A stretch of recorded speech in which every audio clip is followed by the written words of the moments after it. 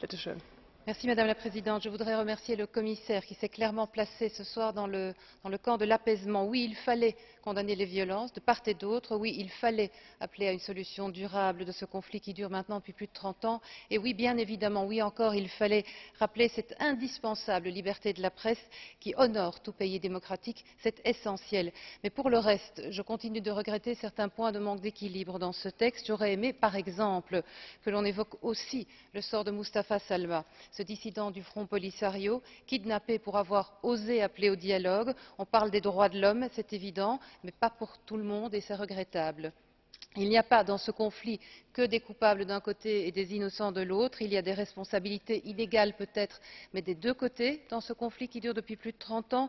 Et il y a surtout, et c'est essentiel, une responsabilité qui est partagée dans la recherche maintenant d'une solution qui soit juste, réaliste et durable de la part de tous les acteurs. Et quand je dis tous les acteurs, je parle du Maroc, je parle du Front Polisario et aussi de l'Algérie, acteur essentiel, et c'est tout un symbole qui n'est cité, qui n'est mentionné qu'au tout dernier mot de notre résolution. Et je voudrais juste dire pour conclure, Madame la Présidente, que j'appuie complètement les propositions de poursuite de ce dialogue constructif qui viennent d'être faites par M. Panzeri.